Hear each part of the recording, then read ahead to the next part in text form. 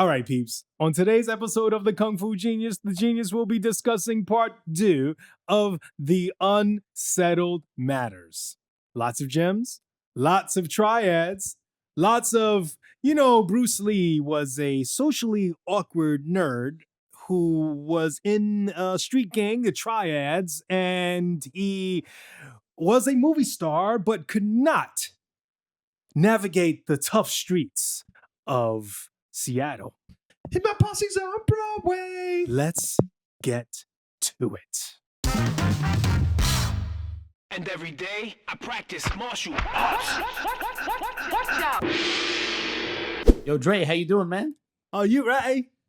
Oh my God, he's coming in hot. Look, I'm ready. I just no. I'm sorry. 1 second. Wait. Okay, What the hell was that? What? I know what it is. Oh, you Because ready? when we did the first episode of my critique of Tom Bleecker's fantastic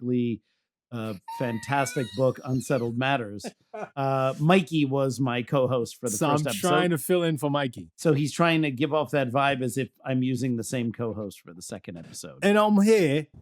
Yeah, not quite. I'm here. Although to be fair, his English accent is not nearly as bad as what Mikey just tried to pass as a Brooklyn accent. But There is literally one American accent, and it was my accent. That That's right. accent was terrible. That Brooklyn accent was terrible. So anyway, here we are for part 2 of my deep dive series into the infamous 1996 book Unsettled Matters, written by Tom Bleecker, who I've never read it. That's okay. By sitting and watching this, I think you'll get more.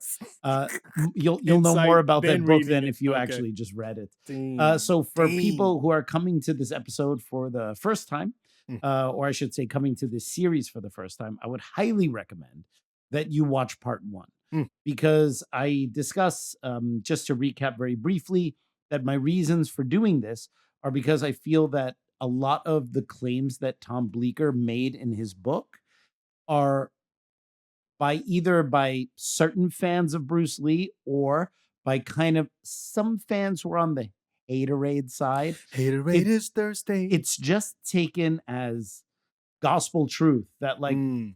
oh, the cortisone, oh, the diuretics, oh, the steroids. And when you narrow it down, all of those weird allegations about of things that were going on with Bruce Lee come out of this one book. And this book has never been pushed back on. So it's not like That's interesting. So the only people who just kind of accept it are a certain segment of YouTube commenters. Yeah. And they will often comment on videos where I discuss Bruce's demise or those final months. Yeah, but the cortisone. Yeah, but the diuretics, as if somehow I have forgotten to write about it. And I know what killed Bruce Lee.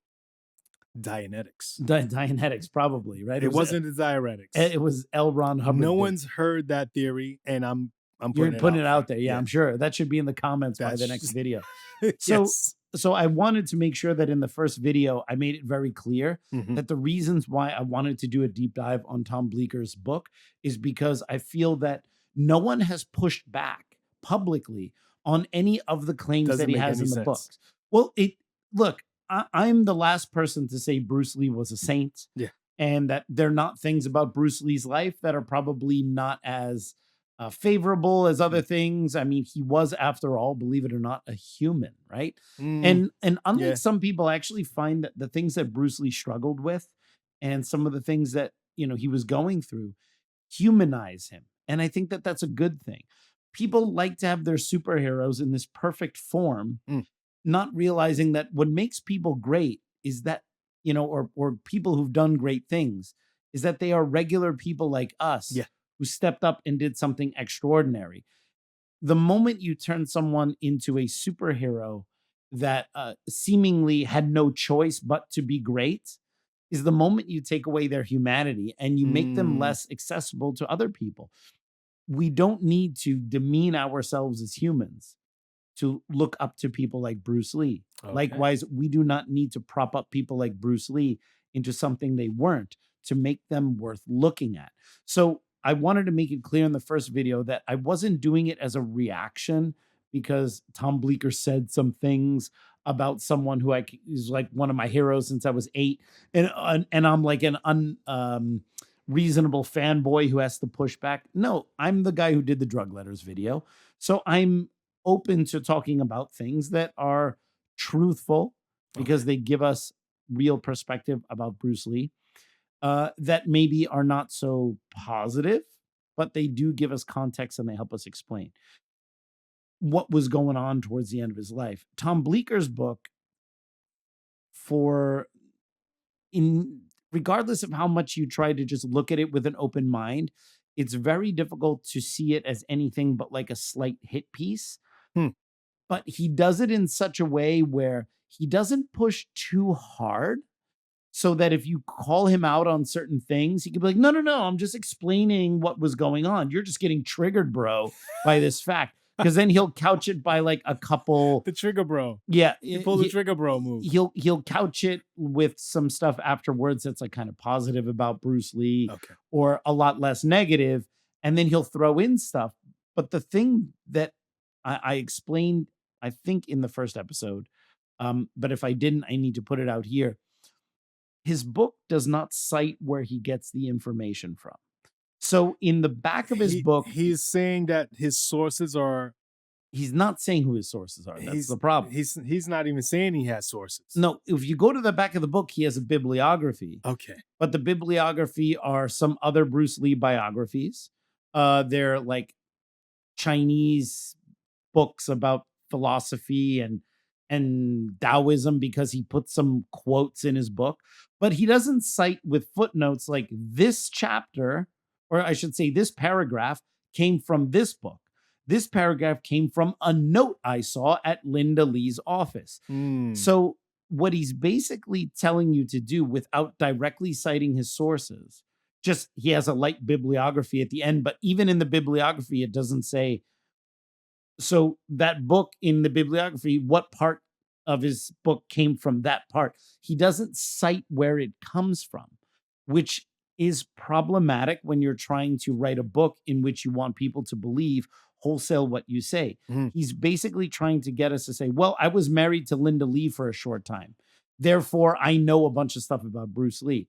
But I already exposed in the first episode that he was not really quite the detective he thought he was, with the marketing deal. He may have just in general exaggerated his relationship with Bruce Lee, because he claims that for a period of 6 years, they were buds and training all the time. And there's like one photo of Tom Bleecker at the Jeet Kune Do school while Bruce is talking. And there are very few, if any, records of Tom Bleecker training Jeet Kune Do, because they had a roll sheet there where you would write your name in. He's not on there as someone who was a regular student. Shoot. There are no letters to him. There are no references from what we know in the daytime, or yet Tom Bleecker was a close buddy of his. And so we have to just accept it. And based on that, we also don't need sources on anything he says. Even when he's talking about stuff that happened in Hong Kong, he just says shit. And he wasn't even with Bruce in Hong Kong. He was a buddy that married his widow. Yeah, isn't that weird? Right? And he even talks about, and I talked to Mikey about this, how he said, it was hard for him to work on this project because he was falling in love with Linda, but he's also writing about his good friend. It's like, yes. Are you a Wing Chun instructor that needs some extra guidance in your own training? My private online Wing Chun training offers a multitude of benefits for instructors. Here are some of those benefits. 1, access to expert guidance, namely me. With my experience teaching instructors from all over the world, I can create a program just for you, whether it's the details of the advanced Wing Chun, something more fundamental, or just to help you create a program for your own students. 2, flexible learning. The training can be worked around your schedule and what's most convenient for you. I don't charge extra if you bring a training partner to do the lesson with you, so bring that partner and you can get more benefit, and I can teach the two of you how to train together. 3, comprehensive curriculum. Whether you want to teach in a more traditional way or you want to upgrade your material to a more modern style, I can help you create the perfect program for your students and for yourself. And 4, personalized coaching. This program will be exactly what you're interested in without any fluff or blah, blah, blah to run things out. We get right to it, and I want you to be happy with the improvements to your training and to the curriculum.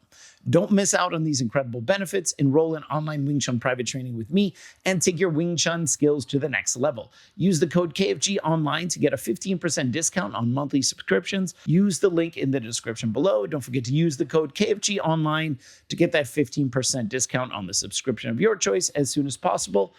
And I will see you online. So basically, part one was just, I just had to put it out there why I was doing this. It wasn't because I'm being overly defensive about Bruce Lee. If there's actual evidence that Bruce Lee took anabolic steroids, would love to see it. If there's evidence of anything that's in Tom Bleecker's book and it's true, I would love to see it. The problem is it's not forthcoming. And if we dive into it, we will clearly see that there are problems with Tom Bleecker's methods. Yeah, I think at this point, the only thing that we really have real evidence for is that Chong E Itsu was real. So you missed all this, Dre, but a big part of the first episode. Well, the big part of the first episode was just to say that in addition to Tom Bleecker kind of almost openly admitting that he's a really bad detective, because you missed it, but like one part, I don't want to recap too much because people have already watched the first episode. He was going through the Bruce's stuff because, you know, he was working on a book with Linda about Bruce Lee. This is in the mid to late 80s. And he gets access to all of like the notes and all that kind of stuff. And he sees that there's a marketing, there's a deal for merchandising Bruce Lee stuff.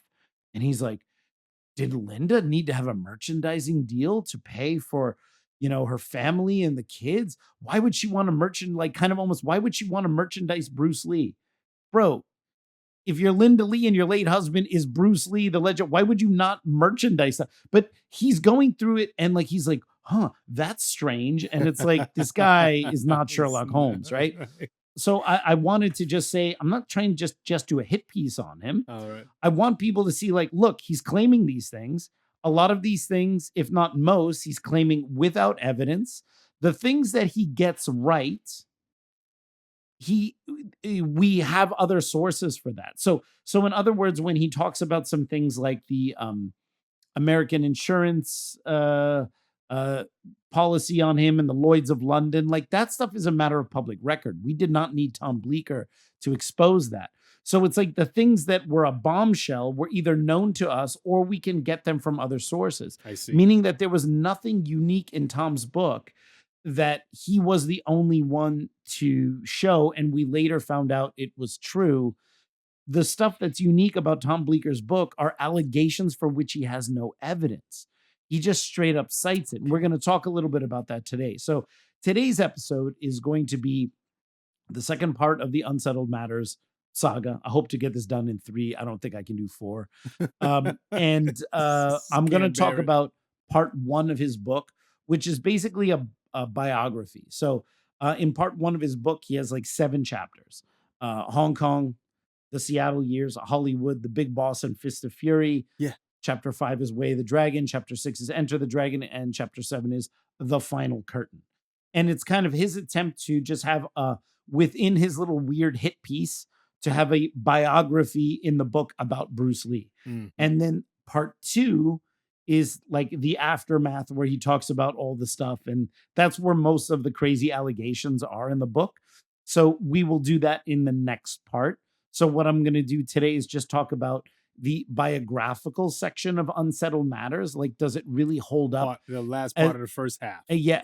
Does it really hold up as a good biography about Bruce Lee, Okay. especially compared to other ones, and talking about some stuff there. So let's get to it. Now, before we get started, just a reminder that the best way to support the Kung Fu Genius is on Patreon, patreon.com/the Kung Fu Genius for all your Kung Fu Genius needs. You get access to episodes early, even at the lowest level, which is the $5 tier.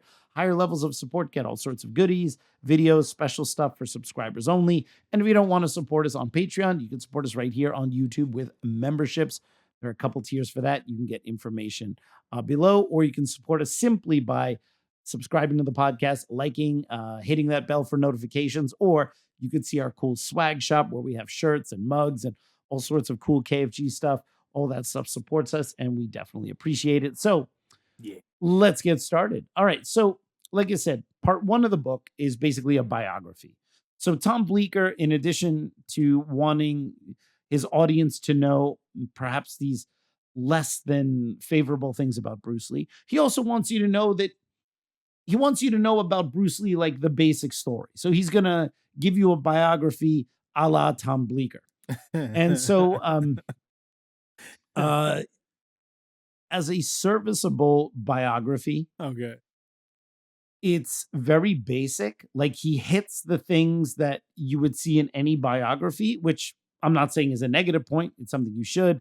His time in Hong Kong, learning Wing Chun, coming to Seattle, going to Oakland, Wong Jack Man, the Ed Parker tournament, getting the Green Hornet, losing the Green Hornet, just becoming a trainer to the stars, wanting to make a film, eventually going to Hong Kong, and the rise and fall, and then his death. So it's got all the standard story beats. You got to have the Wong Jack Man story in there. You got to have this, that, and the other thing. And he hits all of those things. But I have to say, and I'm not just saying this because I don't particularly like this book, or I think Tom Bleecker is a little bit less than honest in some of his assessments, but it's kind of a shitty biography, to be honest. If you've read Matt Pauly's book, if you've read even Linda Lee's Bruce Lee, The Man Only I Knew, if you read The Incomparable Fighter by Yohara Publications, any number of Bruce Lee biographies are far superior to this one. All right. They give you the facts without a whole lot of speculation. Tom makes sure that you learn a bunch of less than favorable things about Bruce Lee, which is fine, but he does it in a way that's very obvious. Like a good writer should be able to present a story, present a narrative, or in this case, present facts in a way that's interesting, in a way that tells a story, but in a way where you're not trying to tell the audience what to think. Like, there's a difference between saying, okay, like, let me tell you a tale of someone who came to America as an immigrant and made it big. Yeah. And let me give you the facts, warts and all. He very clearly, through his narrative, wants you to be like, yeah, Bruce Lee was good, but there was this, there was this, there was this, there was this. And then when he pushes you a little too much on that, for probably realizing like, oh shit, Bruce Lee fans are probably buying my book. Oh, well, then Bruce Lee had this, and this was good, and this was good, and this was, but, and what? So when you read it, it comes off as like he's trying to be fair so he can smuggle in the shit. You see what I mean? Like he'll pretend to be fair for a couple paragraphs or just write something very benign and innocuous so that he can then club you over the head with an allegation for which he doesn't tell you where it comes from and then just run into the next thing. And this is a constant theme throughout his book. But you don't have to take my word for it, and neither does the audience. You can read it and let me know. So it's also in this first section, in this general biography, where he first accuses Bruce Lee of PED usage, it's performance-enhancing drugs, by way through anabolic steroids. Now, as I mentioned in the first part, I read this book pretty much when it came out back in 96, somewhere in that time, within the first couple of years of the book being out.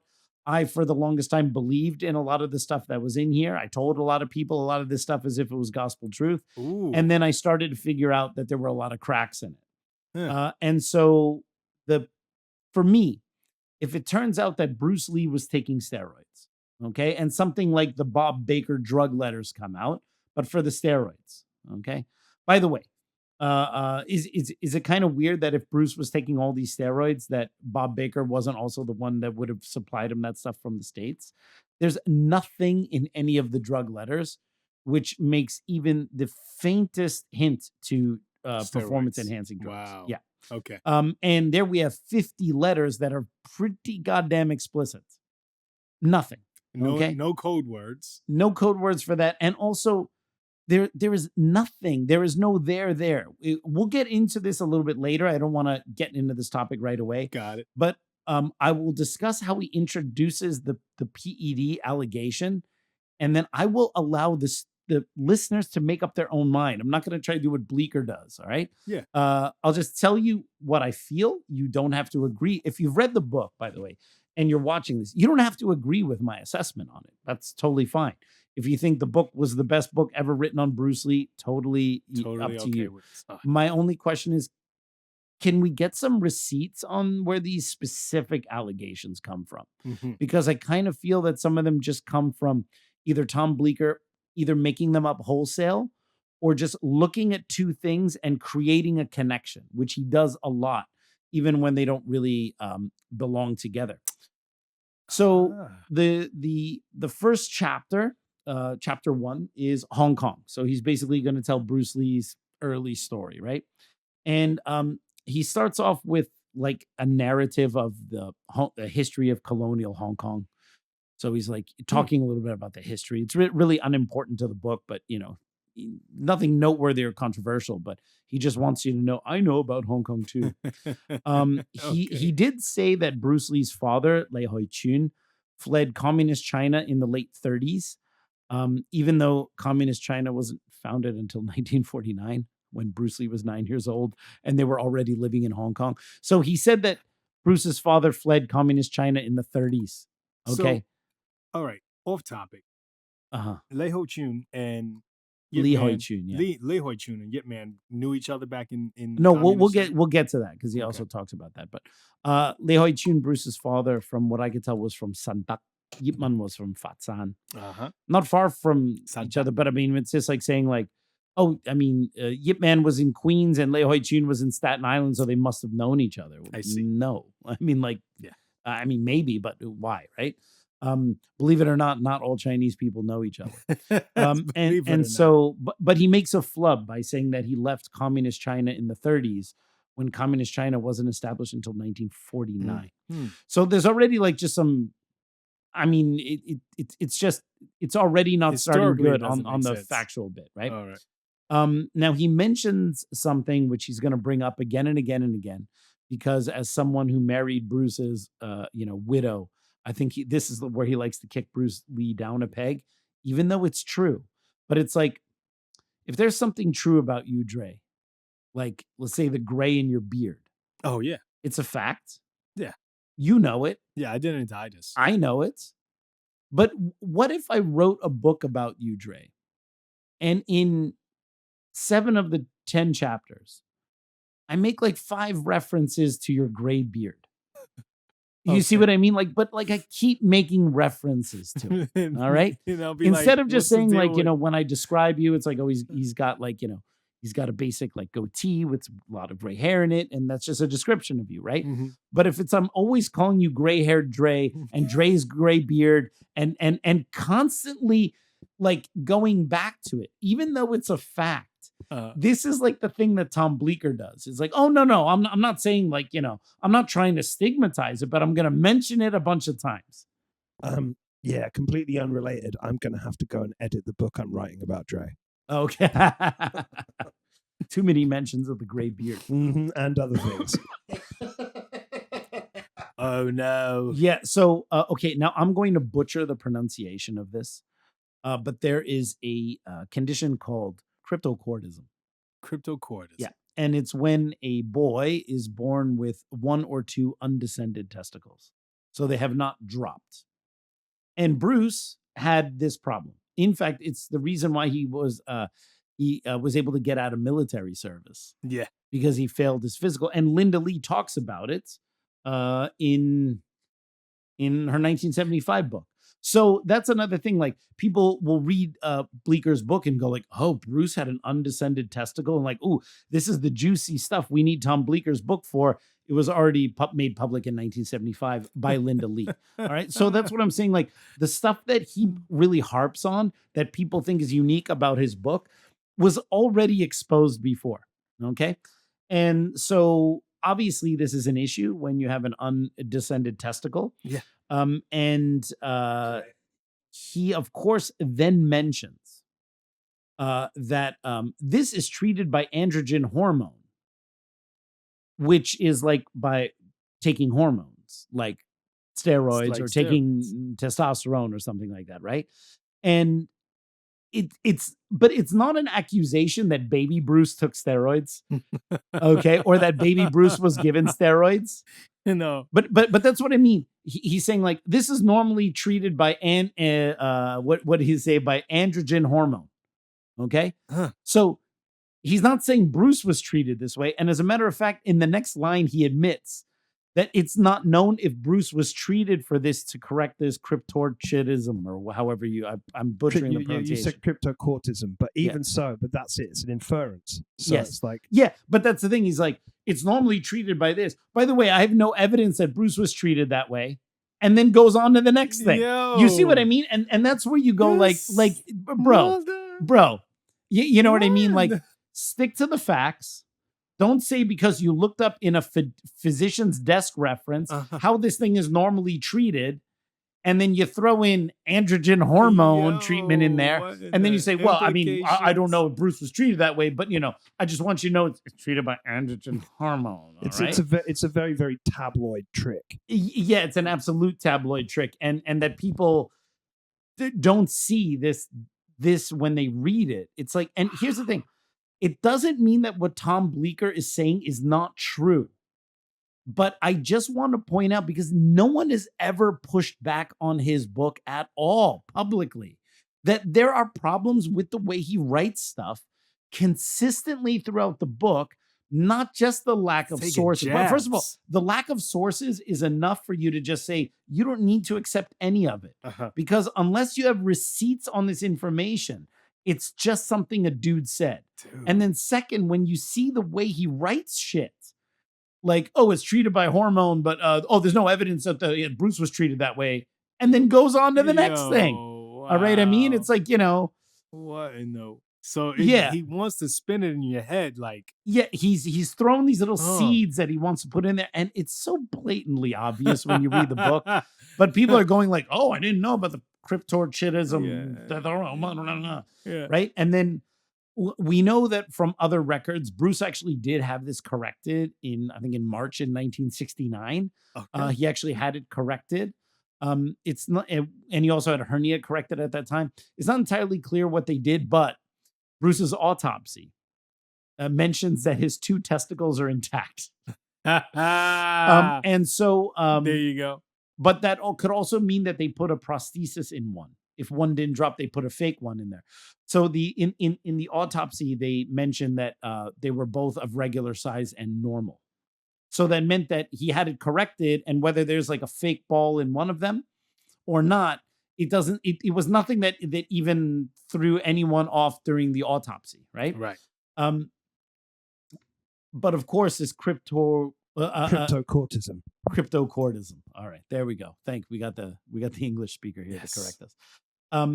It says that these kind of things would obviously cause a lot of developmental issues. So he's basically saying that not only does Bruce have an undescended testicle, but as a result, he's not going to grow right. He's not going to have like the proper male sex drive. He's not going to have all this kind of stuff. You know, just some sly shit you say about your ex-wife's first husband, right? Wow. Just some sly shit, right? Oh, you think Bruce Lee's great, man? The bro didn't even have a proper testosterone count, man. Based on what some other doctors have talked about on this specific topic, which you can look online. How do you say it again, Mikey? Cryptocortism. Cryptorchidism. Cryptorchidism. It would be cryptorchidism. So the cryptorchidism would not have caused any problems with androgen production.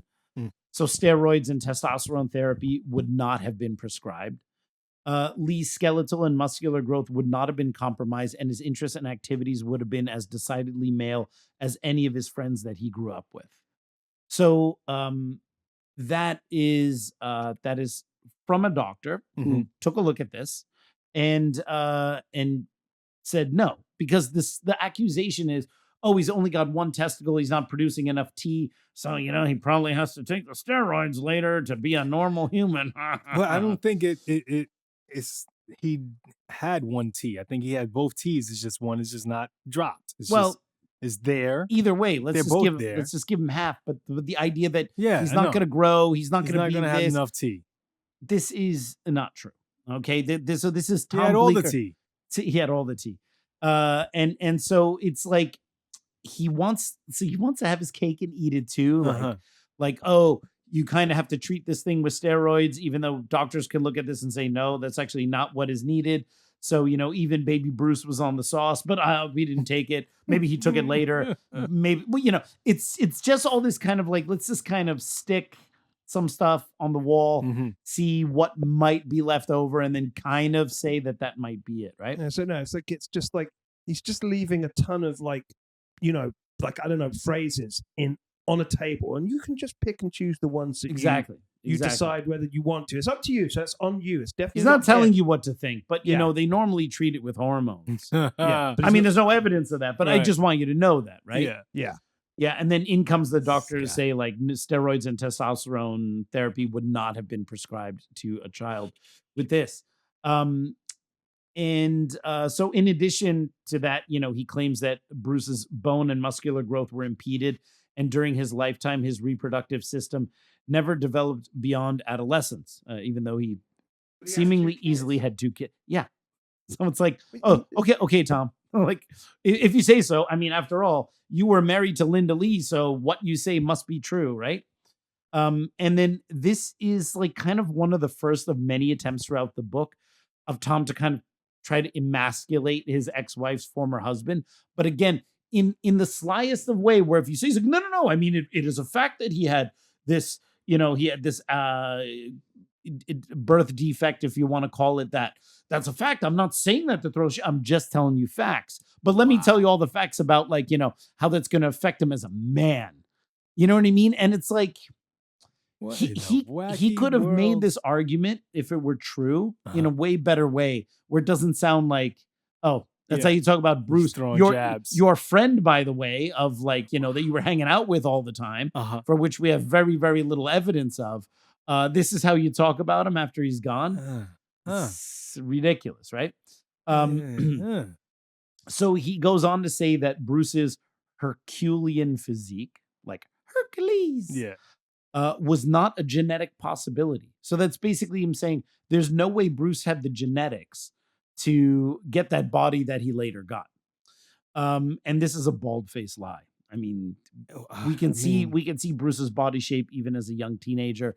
Even before he started lifting weights, he was gifted in the lat area. And like I've discussed many times on this podcast, having seen Bruce's clothes on a mannequin, the actual clothes that he wore on a mannequin for this, he was not a very big guy. No. He was very muscled, very in shape, very striated, especially towards the end of his life. Yeah. But he was not this big jack dude. It was just that when you put him in the camera and you fill up the camera lens with mostly Bruce, everything looks really, really big. But if he were walking down the street wearing normal clothes, a long sleeve shirt, and you didn't know that was Bruce Lee, you wouldn't be like, oh my God, look at this dude.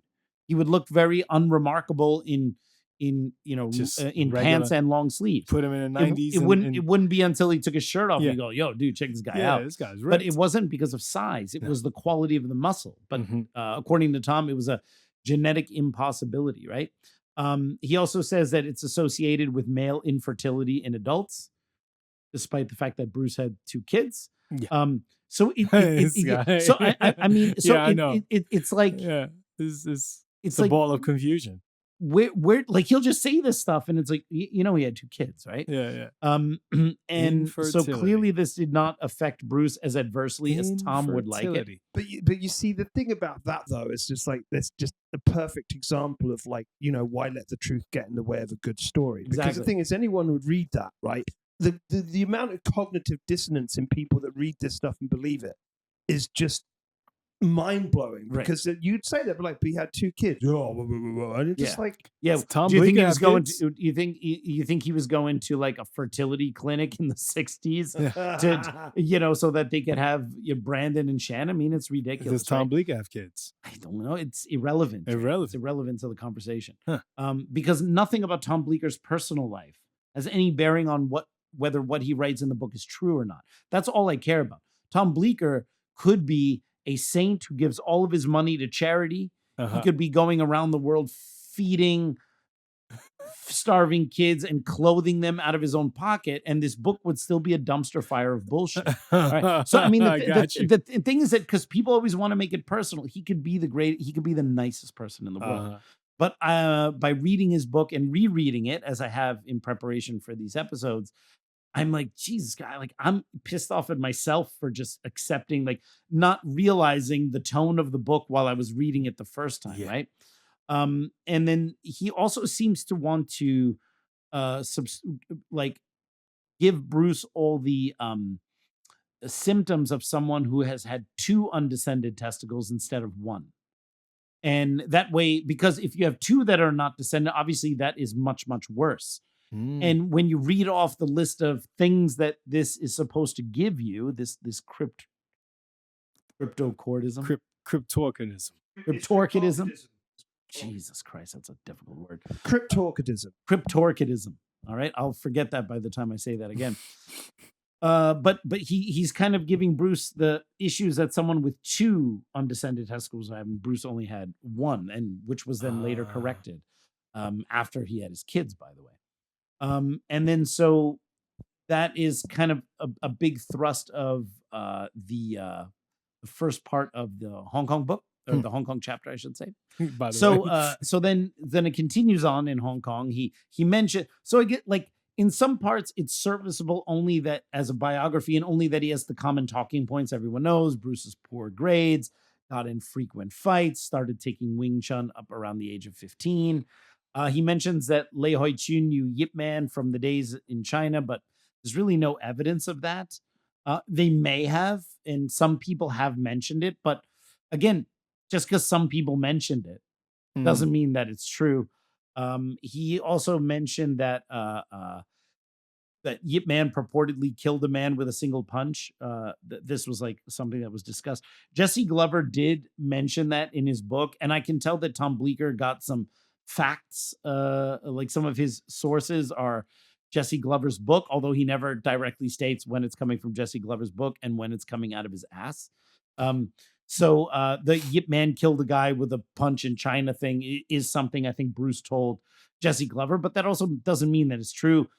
Bruce was a teenager at that time, 18, 19, maybe he's just making shit up about how tough his Sifu was. Yeah, right. Maybe he heard it, maybe it wasn't true, but it's still second, third hand stories now passed on as if like, oh no, this is a thing, right? He then goes on to say that the initial phase of Bruce's Wing Chun training was rough, and Bruce was frequently knocked down in class. I want to know where this information comes from, because believe it or not, Trey, there are no sources cited in the book. I know who the info is. Did he get it from the Yip Chun article? He got it from Yip Chun. Yeah, probably, right? Yeah. Tom Bleecker is the kind of person who would read that and be like, oh, well, it must be true. It was in a newspaper, right? Or it was Chong E Itsu. Chong E Itsu, yes. We didn't tell Dre. No, so he still doesn't know Dre. about he it. Still doesn't know about so here's the thing, Dre. You'll have to watch part 1 of this when it comes out. Yeah, we don't have time to go. We don't have time to tell you who Chong E Itsu is. But long story short, Chong E Itsu is the guy who killed Bruce Lee by injection. Yeah, and we know this because a psychic told someone in 1882. Yeah. All right, and Tom Bleecker may believe this. You know Chong E Itsu, right? So anyway, so again, it's kind of like, oh, Bruce was frequently knocked down in the initial phase of training. Where's the source for that?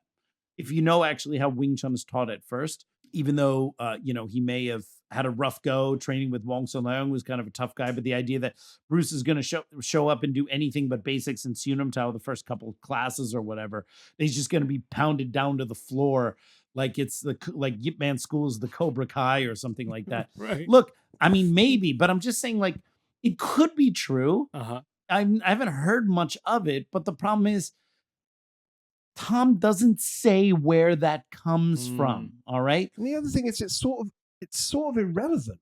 It is, right? It's because that's exactly it. It's like kind of like, oh, I just want to let you know that he does this thing, right? And it's like, but but again, he's just telling the biography of Bruce's early time, so he wants you to know that Bruce became like a famous kung fu star, but he struggled at first.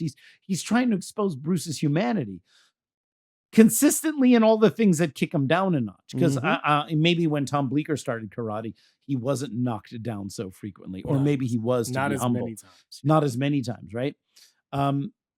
it's not unreasonable to say that a noob isn't going to get sloshed around when he starts training with more Right, aggressive things or whatever. But It's expected. the problem is, but where is this coming from, Tom? Yeah. You don't have a citation in your book. If you're citing the Yip Chun article, which we talked about in a previous episode where Yip Chun wasn't even there, Yip Chun claimed he didn't even say that. Now you're just claiming stuff that's kind of debunked bullshit, but yet just put it in there. And the problem is we're expected to believe it. And when I look at that line, you don't know where it's coming from. Contrast that to Matt Pauly's book. When you go back and look at the references in the back, it tells you section by section where what book he got what from. So it's almost like DVD extras. You go back there and you find like where all the extra stuff is that he got and what book and what article and whatever. You can do no such thing with Tom Bleecker's book.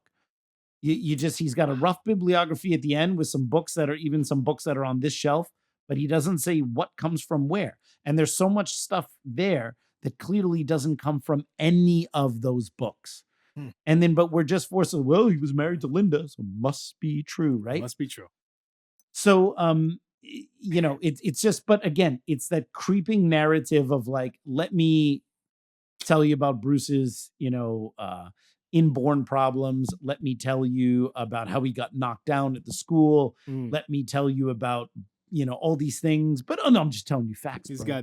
got that Bleecker Street cred. Yeah, well, because the other thing about that, which just kind of actually immediately occurred to me, it's like it just evokes this idea of the year or however many months that him and Linda were actually together married. Like 10 and a half minutes. Yeah, so like was that whole time like just him just asking Bruce Lee questions? Deep probing Bruce Lee questions, right? About How long everything. were they married? Yeah. And then especially just telling them. Especially probing Bruce Lee questions about Bruce Lee during a time before Linda met Bruce. Yeah. Yeah. Tell me what Bruce was like as a child, Linda, even though you met him much later in life. Right. Like, How long were they married? A very short time. 2 years? I don't know, but it Roughly. wasn't longer than that. I'll tell you that much. I think it could have even shorter than that. So anyway, he then says that it was well known that Bruce had strong allegiance to street gangs, but then it's not confirmed if he ever officially joined a triad. And then he goes on to discuss irrelevant triad history and blah, blah, blah. So do you see, he does the same thing again with treating with the hormones, not saying that's what happened, and then goes to the next thing. Bruce had strong allegiance to street gangs. Okay, like informal gangs that happen like with high school kids or triads. Because there are triads in Hong Kong, but then there's also like you and your 5 buddies who are kind of like a gang on your own. You see what I mean? And starting some shit with other people, right? Oh my God. I believe that's more the type of gang Bruce was in. But again, like Mikey said, never let the truth get in the way of a good story. Well, but look, this is exactly the Bleecker formula. In New York City, we call them crews. Yes, but this is exactly the Bleecker formula. Bruce had a strong allegiance to street gangs. It's not confirmed if he ever officially joined a triad. Here, let me tell you some history about triads. So it's like he says it's never been confirmed, but let me tell you about triads because Tom Bleecker knows so much about triads. Yeah. All right. He would do really well at like a Murdoch paper. Like this is like tabloid journalism 101. Yes. Tom Bleecker is the original Guwaktai. And Tom, if you're watching this and you don't know what that means, you might not be the expert about triads you think you are. All right. So again, I'm not saying Tom Bleecker is not an expert on triads. Okay. So then he makes some incorrect assertions. Wait, I saw what he did there. Do you see what I did there? All right. Hey, man, I'm not saying he doesn't know what he's talking about triads. I saw what you did. Okay, so then he makes some incorrect assertions about like the Triad Society bureaus, the anti-corruption stuff in the Hong Kong police in the 1950s. There are few things outside of Bruce Lee and Wing Chun and Yip Man that I have any kind of knowledge about. I'm a highly specialized idiot. But the history of it's kind of weird. What does the KFG know about? I know a little bit about Bruce Lee. I know some stuff about Wing Chun. I know some stuff about Yip Man. I know some general stuff about Chinese martial arts, some stuff about Kung Fu movies. And I know about the history of anti-corruption bureaus within the Hong Kong police force through the 1960s and 70s. It's a weird topic that you can see some of the books. I have some crazy weird books specifically on this topic. I know why you know that stuff too. Yes. One interest brings you into the next thing, right? And so it's just kind of funny when you see someone writing about a topic you know something about, because hey, Tom Bleecker certainly knows stuff about Bruce Lee I don't know. He's met Bruce Lee, but that doesn't mean that everything he says about Bruce Lee is correct. But when he starts writing about like the Triad bureaus in Hong Kong, it's like when one of my cousins tries to tell me about kung fu movies, right? And they've never seen any, right? You're like, Yeah. He talks about the Lee family having to do considerable work to get the police department to give him a certificate that shows he has no police record before he could leave Hong Kong for the US. Because you know that basically when Bruce Lee was 18, because he had some legal troubles in Hong Kong, his father wanted to ship him back to the States and have him go to school there because I mean, we don't know if that's 100% the reason, but the general narrative is that things were not going so well for Bruce in Hong Kong. Like he was getting into street fights, getting in a lot of trouble, getting in trouble with the police. He didn't do well in school, but he happened to have been born in the US in San Francisco. So he had American citizenship. So now let's send him off to the US by age 18 so he doesn't lose his American citizenship. He can go stay with some friends over there and get his life back on track. So kind of you messed up here, son. You need to go and, try again. Mess up somewhere else.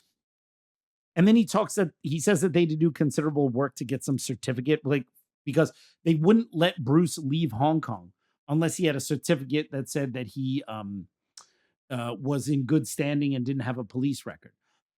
I don't know if that's the case. Perhaps to go to the States, he needed that. But remember, he had his American citizenship. So I don't know if he needed to present a certificate there. This is totally possible. All right. But again, do you want to know what Tom's sources are? I'm going to guess that there are none. I would like to know too, but there's no way to find out where he got that nugget of truth.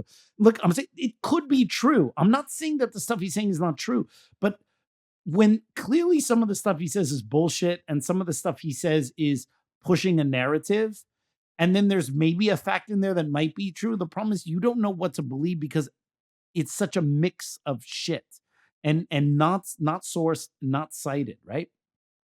Man. And then he closes with this because Tom is into like spirits and psychics and unsettled matters and all sorts of shit.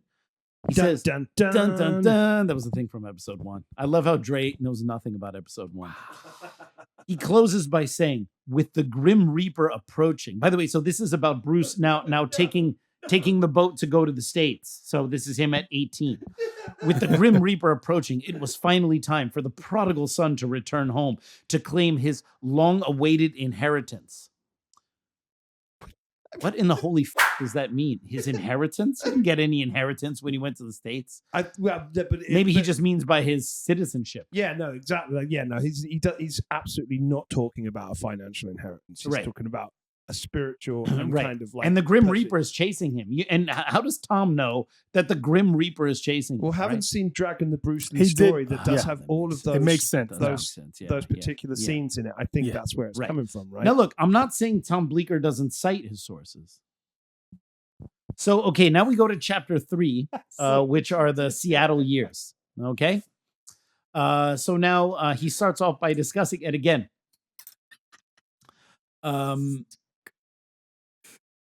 We have another Bleeckerism here. So I just want to show, look, we're in chapter 3. We already have multiple attestations of this. All right. Bleecker Street. Bleecker Street cred. Yeah. He starts by discussing that after the 18-day boat ride, Bruce first went to San Francisco. So he didn't go directly to Seattle. We know this. This is nothing new.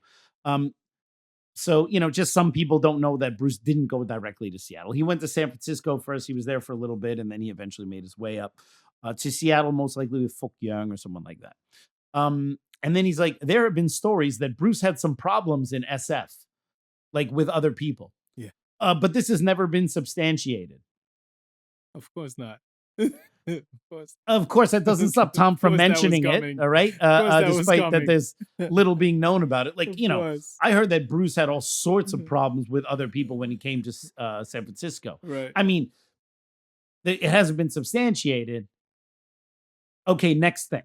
You see what I mean? Like that is his book. And I'm not saying I'm it's not reading this true. I'm book, just saying, man. like, bro, stop. I'm reading this book. All right, Dragnet, just the facts, Yeah. please. All right. Yeah. Let it never be said that Tom won't mention anything without evidence, so long as it can throw some shade in Bruce's way, right?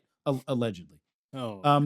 It seems that Bruce's plan was always to go to Seattle, to go to school, to work for Ruby Chow's, so on and so forth. So the plan was never to stay in San Francisco, but he kind of makes it seem like he kind of did, but he got ran out because there was some shit going on, right? He quotes Jesse Glover saying that Bruce was a nerd and awkward in his mannerisms, couldn't speak his thoughts well. Now, when Bruce first got to Seattle, I mean, his English probably wasn't as polished or whatever, but there's some things in Jesse Glover's book that may allude to that, but it's pretty clear pretty early on from most of the people who met Bruce Lee that they would talk about how kind of cool and slick he was. And maybe Bruce had a slight awkward phase when he first got to the States. Okay. He had to fill out the states. That could have been contextualized as when he first got there, he was kind of awkward and weird. We know that Bruce was definitely not awkward and weird because later he's in a weird town, weird place. Yeah, well, I mean, anyone feels awkward and weird if they're shock. anyone would feel awkward and weird in Seattle because it's a place run by pod people. Anyone who's a normal socialized person would go to Seattle for a few days and be like, "Is this an M. Night Shyamalan movie?" No. People in Seattle are weird. But The thing is that if you look at Bruce Lee's screen test, okay, which was originally for Charlie Chan's Number One Son, but essentially became his screen test for Green Hornet, the black and white one, where he's like, 24 years old, right? Okay. You have to imagine that was 5 years after Bruce moved to the States. 5 years. Okay. And look at Bruce. He's there in a suit. He's there in front of a camera for a TV studio in America as a Chinese immigrant. He spoke so well. He explained the difference between karate and kung fu and the different types of opera actors and acting. And he did some demonstrations and he was so cool. This is a crane form. And he does it like this, right? And then talks about the kicks and the difference. And so cool. Now, is that someone you would say that dude is nerdy and socially awkward? All right. It does seem like a bit of like projection. Yes. You know what I mean? Bruce had thick glasses when he first came but it's like he's not saying that Bruce was like that at first. He's saying Bruce was like that. So it's like Bruce had all these congenital defects. He was a Triad gang member, allegedly, but he was also a nerd and socially awkward. You know what I mean? So like he was like a tough gang guy, but going like it's like he can't make up his mind if Bruce Lee's a shit starter or a nerd. All right. And it's Nerd like face. he's not even keeping his own like takedown tactics consistent. It's just stick everything, like throw everything on the wall and see what sticks, right? Bruce couldn't have a good physique. He was socially awkward. He was also a nerd who was a gang member. I mean, how much shittier can we possibly make this young punk, right? And then comes, I think, one of the funniest lines at least in this chapter. And I quote, Bruce's most trying dilemma was that he had great difficulty adapting to the psychology of the street survival in America, the guidelines of which were markedly different from those he had been accustomed to in Hong Kong. That sounds like it's written by someone that has zero street smarts. Yes, Bruce was a very street smart. I'm sorry. So here's the thing. If you're from New York, all right, let's say you grew up in New York, all right, and you go to another town in America, let's say you go to Pennsylvania, Bumblecrack, Alabama, you are like, you got to kind of catch the vibe of how people are, but you are no less street smart than the people there. Yeah. You just need to figure it out when you come from a city like New York and you go somewhere else. My two girls, 11 and 8, they just met their cousins like for the first time in Maryland, and their cousins live in a very kind of small rural area. And my girls are city girls. Yeah. And they were like running circles around these boys, like just throwing snaps and like just with the quick comebacks. Yeah. And like and just destroying them verbally at every turn of the way, right? And these are like my girls who just grew up in the city. Bruce was a movie star as a kid, he was used to being in front of the camera. He's used to being the center of attention. He was used to dealing with celebrities, and did Wing Chun, and he was like a very socially cool kid. He was a cha-cha dancer. And now we have to accept that he was some kind of nerdy gang member who couldn't handle the tough streets of fucking Seattle, Washington. Okay? Are you freaking kidding me? Now, I'm not saying that there are not tough corners of Seattle, like White Center. There are some areas in Seattle, but that was not the Seattle Center where Bruce Lee was. That was not Capitol Hill. That was not University of Washington campus. Okay? Okay. To make it seem like, Bruce was like, way out of his league in Seattle, Washington. All right? Get out of here, bro. Get out of here. The mean streets of Hong Kong could not prepare him for that. Cannot prepare him for the Manila white streets of Seattle, Washington. All right, out of here. All right, this is interesting. Yeah, I mean, this is like what's known as Latin as in Latin you call this pull out of asinus. This is all just like, come on, stop with this projection stuff, right? And again, it's all that kind of stuff. Like, he's not just telling you facts. He's telling the reader what they should be thinking about Bruce Lee already. Instead of just saying the story, putting in this stuff here, it's like, no, you have to kind of know. He was a nerdy, non-street smart gang member from Hong Kong. All right? Okay, this is Bleecker Street. Those non-street smart gang members from Hong Kong, right? It's Bleecker Street, man. Yeah. If you come with me to Hong Kong, I'll take you to some corners of Mongkok, and I'll show you some street kids from Hong Kong, and you can decide if they're street smart or not, if they could handle the mean streets of Seattle, right? I mean, I'm not saying Tom Bleecker is not an expert about what Hong Kong is like. So anyway, he does mention.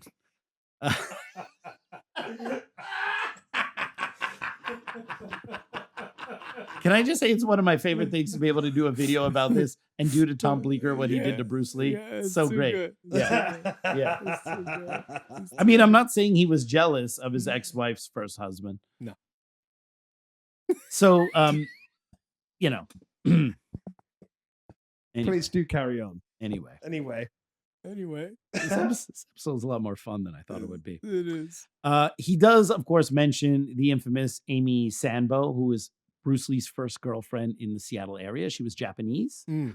And he spends an inordinate amount of time discussing what's essentially a very short relationship, discussing how he went back to Hong Kong on an early visit in disarray because like things with him and Amy weren't going really well. And but while he was in Hong Kong training with Yip Man, he also had an affair with his childhood sweetheart, Pak Yan or whatever. So he's saying like Bruce was totally infatuated with this Japanese girl, Amy Sanbo, which may have been the case.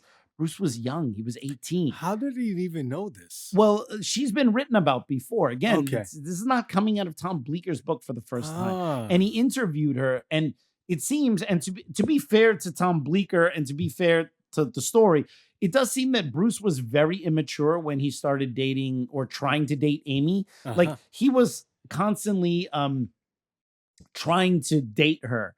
And he was like kind of the he was the suitor that she wasn't really into, but he really liked her. And I think he kind of wore her down. Yeah. And then they dated, but she clearly wasn't really that into him. Remember, he's not the Bruce Lee we know now, right? Okay. He was a nerdy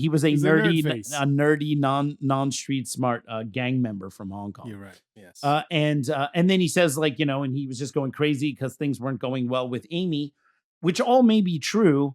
And then when he went back to Hong Kong on a visit, I think it was a 63 visit, he hooked up with one of his old childhood sweethearts. So like, look at Bruce, like he was totally heartbroken about Amy, but then he hooked up with some other chick while he was in Hong Kong. I'm like, he's like in his early 20s. Yo, bro. Hormones all Calm over the place. hell down. All right. Is Tom upset because he didn't have a childhood sweetheart or whatever. I mean, like, what is the deal? Like, calm down, buddy. Maybe he's upset that Bruce didn't hook up with him. Yeah, maybe. I think that's actually the It's crux of possibly what's going on here, right? Mhm. So Man. it's just kind of weird. And yes, I think that Bruce was probably quite immature when he was pursuing Amy. And it probably wasn't like the romantic, cool Bruce he probably was like many of us when we were in our late teens, early 20s, like a little lacking experience and maybe a little kind of hard-headed in approaching certain things. Yeah.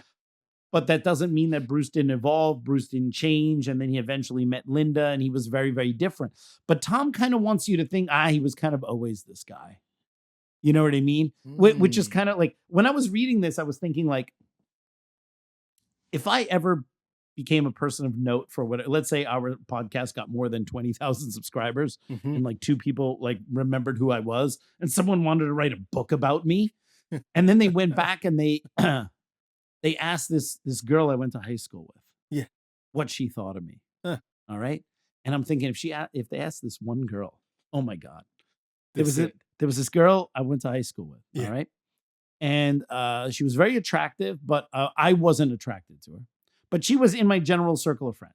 Kind of a bit of a, I suppose you could say, a goth chick, right? Uh-huh. And I was a bit more of a This is out in skate. Seattle. Hey. Yeah, and yeah, it was Seattle, right? Now I'm a skateboarder, so I was more into what you would call Betties and not goths. All right. Ah, And so I wasn't Betties. really, Betties are basically like girls that hang out with skateboarders, right? Okay. And I wasn't really into like goth girls, right? I wasn't into The Cure and stuff like that, right? And so, but she was really cool. Like I didn't have anything against her. She just like wasn't my thing. She just wore all black and it wasn't really my thing, right?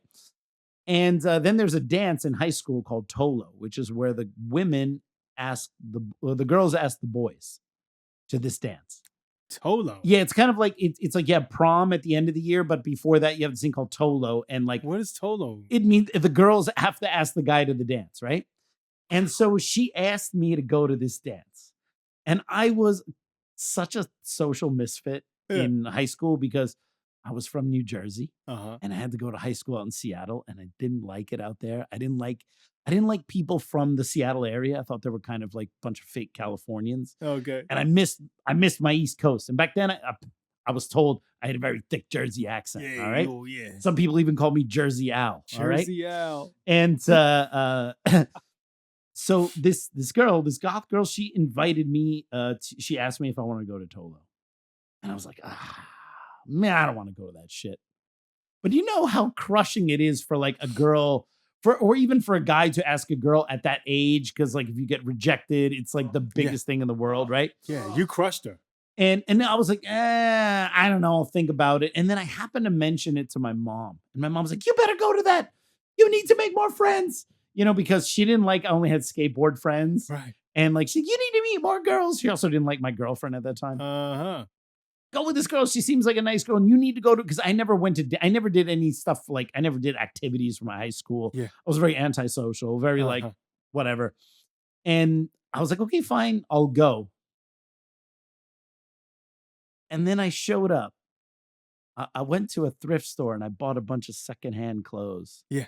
I bought yellow polyester pants and a red Hawaiian shirt. And I bought a wig. And I had big goofy frames for glasses. Yo. And I just came looking like I was a reject from the Brady Bunch. What? And I showed up. I'm like, okay, we'll go to the dance. Because I was that much of an asshole. Wow. When I think about that now, Yeah. it guts me. I feel so. Yeah. We've since Yeah. became friends on Facebook, and like everything is cool now, right? Yeah, cool. But when I now. think about that, Right. I think about like Yeah. I thought it was funny. Uh-huh. Like, oh, you're gonna make me go to a dance? I'll dress like an asshole and be a jerk. Oh, Because you know, when you're 16, that's funny, bro. and I just think about like, your mom knows you wore all that shit. no, I Yeah. don't know. Maybe if she listens, I don't even think my mom listens to this podcast. Yeah. Which is fine. She shouldn't. But the thing is, I feel now like Yeah. at 46, Yeah. so bad about that. Yeah. Like I'm like, oh my god. that Even poor though thing. the I would girl is just like, whatever. if I could go back then and Yeah. see that version of me, like, yo, bro, Yeah. get some nice. Dude, she's a nice girl. You're gonna have Yeah. a good time. And the next day it doesn't matter. You're not dating her anyway. Like, just show her a good time. It'll be a good memory. Yeah. I have the photo somewhere. Everyone is in a fucking tuxedo and I'm dressed like an ass. All right. Like, and I feel so bad about it. Now, imagine I become a person of note and I die and they write a book about me and they interviewed her before things were cool. And then that would be a story you would hear about me, which described my behavior towards another person I knew in a way that I never behaved towards anyone else like that, even people I didn't like. Yeah. And you would listen to that story and you would go, fuck, dude, what's up with that guy? Yeah. What's right. his And I would deal? go like, yeah, that was me at my worst. And I never did something like that to someone else. And she did not deserve that treatment from me. Not at all. But that I thought it was funny. Yeah. And I cringe when I think about it.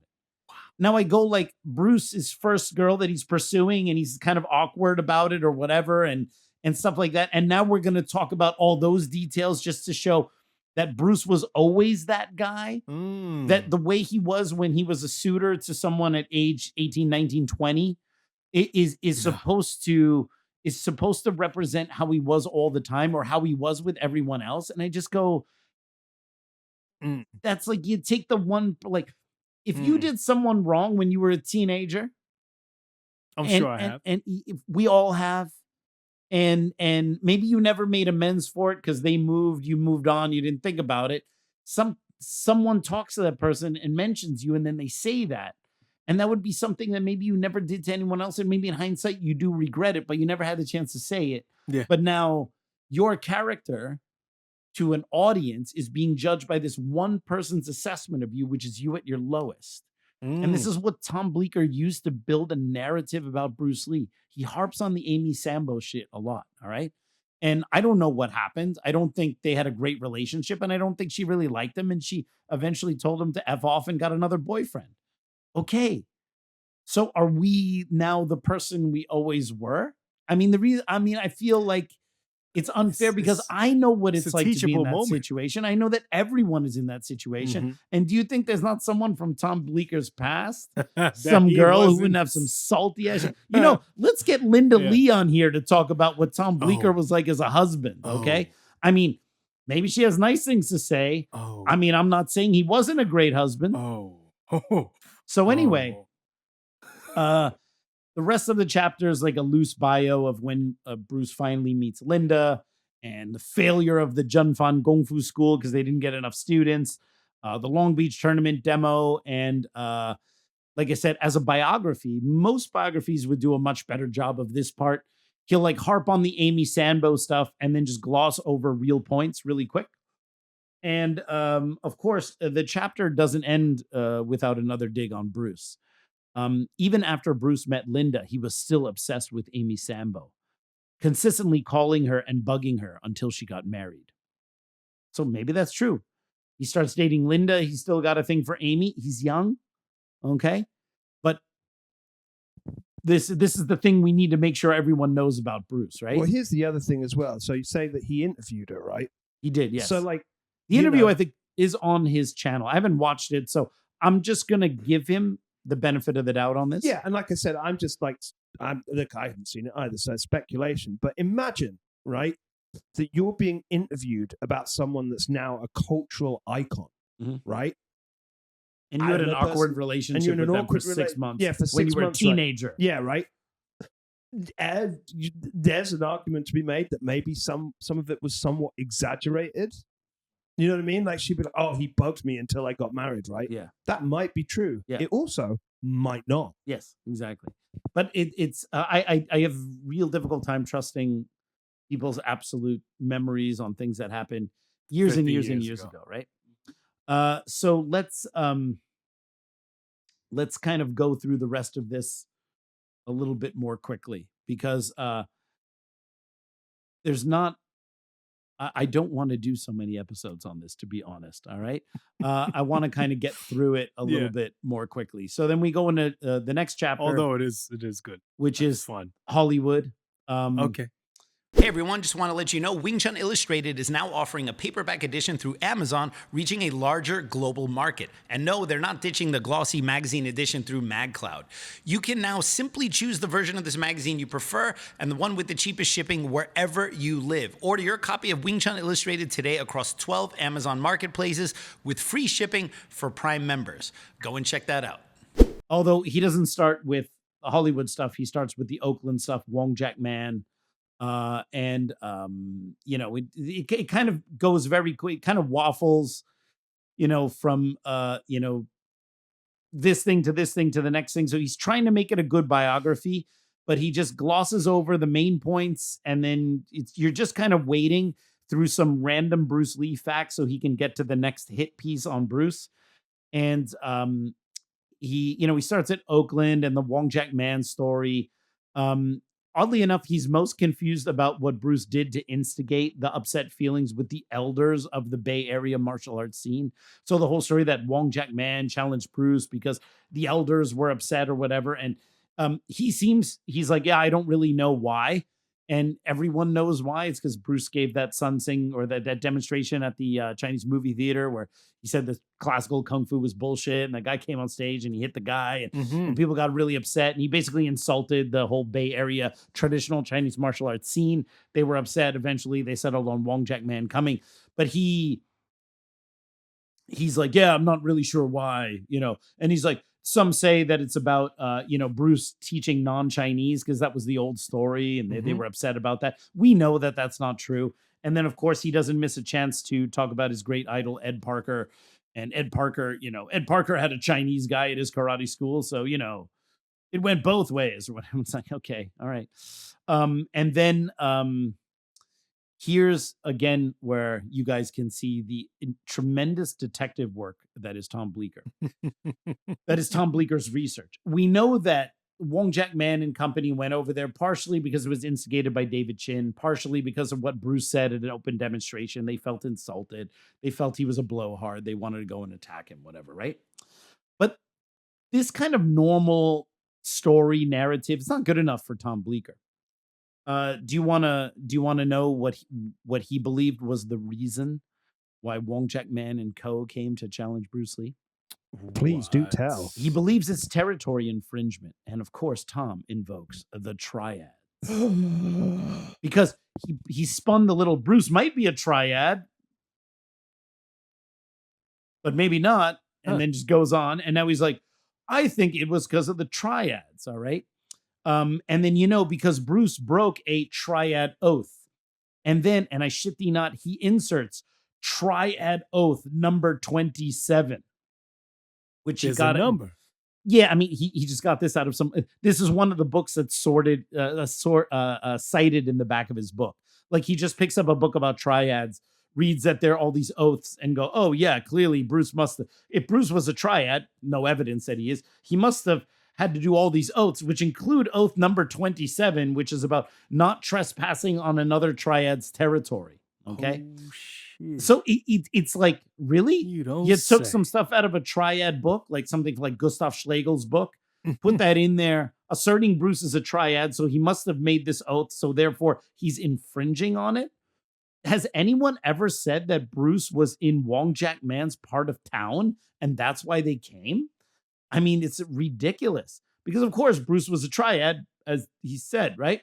Sounds like drug dealers. Yeah, and also let's not forget that in the States, Chinese gangs are not called Triads; they're called Tongs. The term Triad, Samhui, is decidedly a Chinese and Hong Kong thing. When they came to the States, they didn't form Triads; they formed Tongs. Okay. That's why when you talk about the wars in Chinatown between the different gangs, you talk about Tong wars, because that is a specifically American way of looking. That doesn't mean Triads from Hong Kong didn't become part of the Tongs if they immigrated here. Or that wasn't part of it. But the rules did not apply. It didn't matter if you were a Triad in Hong Kong and then you came to Chinatown. Yeah. Because your protection didn't exist outside of that. So it wasn't like Bruce was not following the rules of the Triads in Oakland, California. So they came to rough him up. because there are no rules of the triads that apply from Hong Kong to the US. To quote or to tell you about a story that was told to me by Mdatwa, a very famous sifu in Chinatown, New York, Chinatown. He told me that Tang Sang, all right, one of my big heroes, right?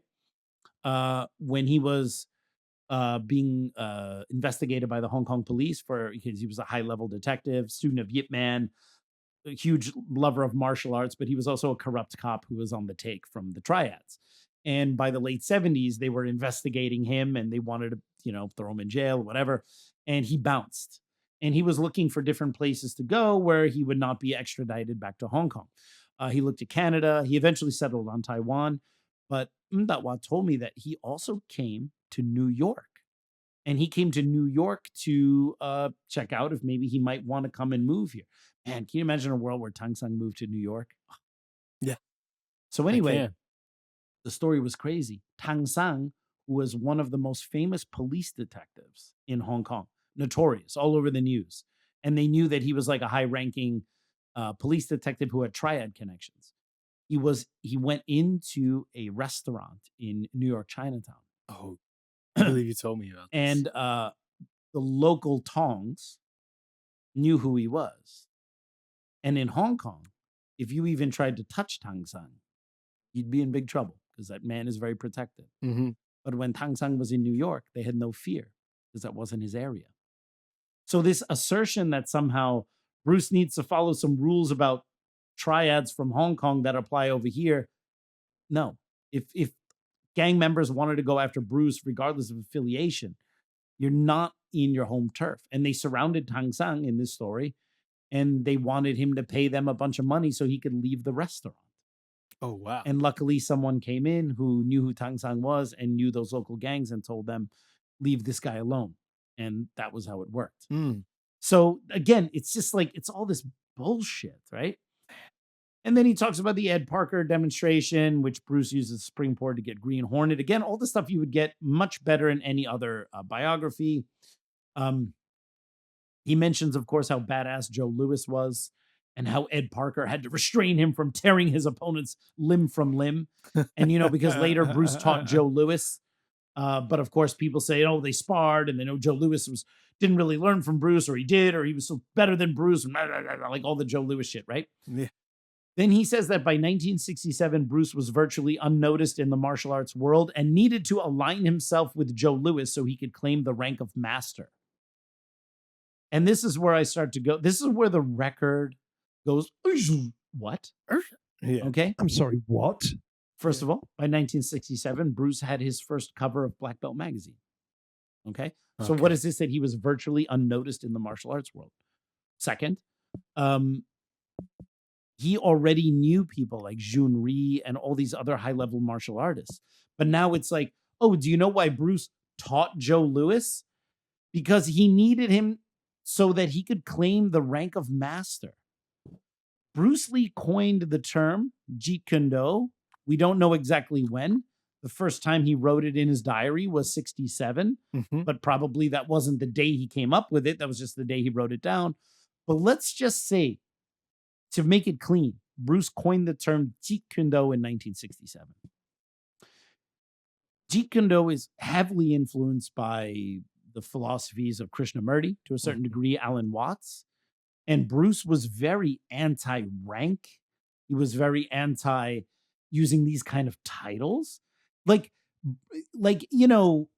Swedish penis pumps. This is totally my bag, baby, from Austin Powers. It's like Bruce Lee, like, not giving a shit about titles. Yeah. Not saying that he didn't do certain things in a traditional way, but the guy who didn't give shit about titles and ranks and this promotion and levels and all this stuff, Bruce Lee, that was his bag, baby.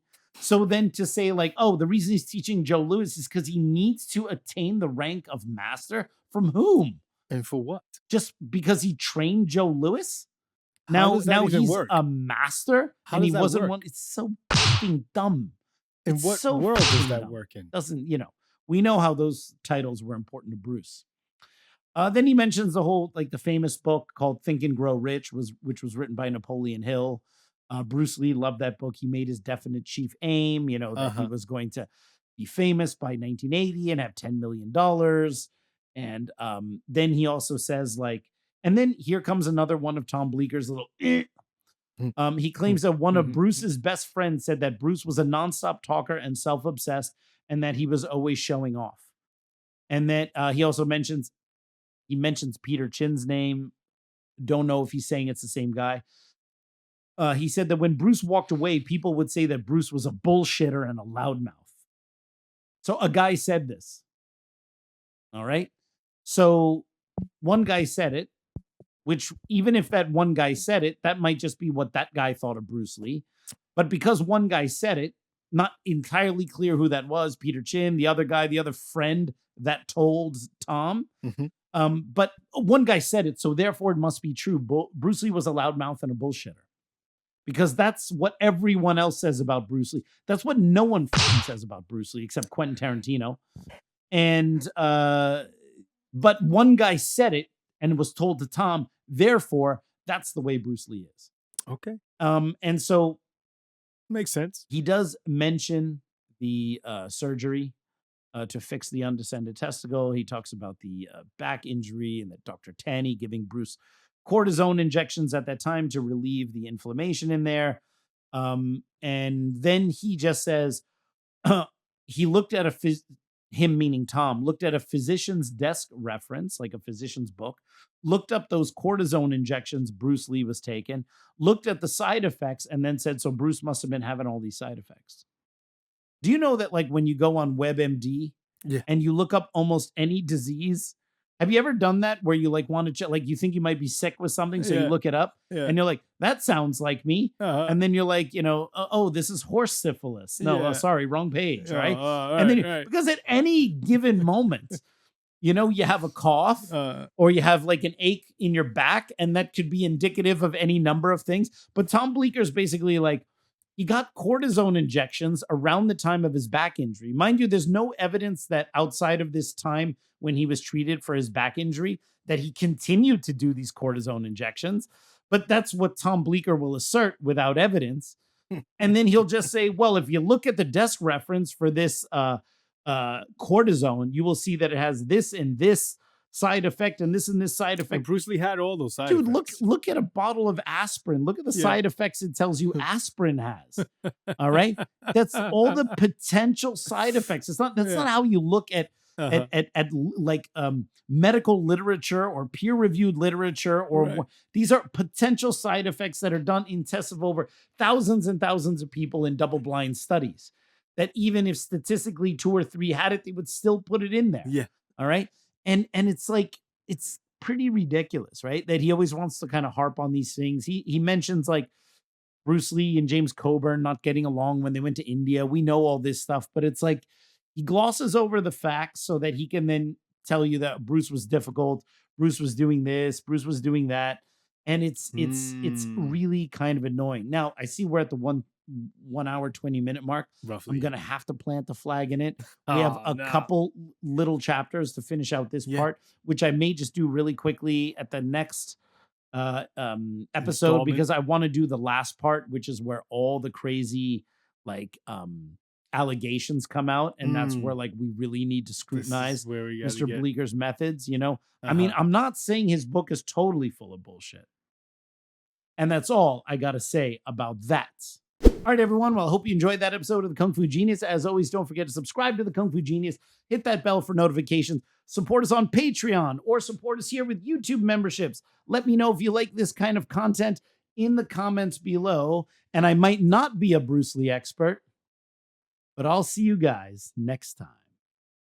Word is I'm a kung fu genius. Technique speaks for me, not lineage. Forget Jet Li, cause I'm the one. Many call me seafood, but to you I'm sea kung. And I produce masters. You surpassed us. Your kung fu stiffer than corpse and caskets. City Wing Chun is the house I built. Violate the gate and your blood gets spilt. Alex Richter, always the victor. Yeah, Drew, just edit some of that dead air out. Or maybe some of my multiple mistakes of cryptorchidism. I don't have kids, by the way. Yeah, but you do have cryptorchidism, right? Lots of gems. Lots of undescended testicles. Yeah, we should leave that out. Lots of gems. Lots of undescended testicles. All right, peeps. On today's episode of the Kung Fu Genius, the genius will be discussing part 2. All right, peeps. On today's episode of the Kung Fu Genius, the genius will be discussing part 2 of the Unsettled Matters. Matters. Manners. Yeah. Family manners. Although you could describe Tom's book as Unsettled Manners. Hey, I'm not saying that he's totally full of shit. Let's get to it.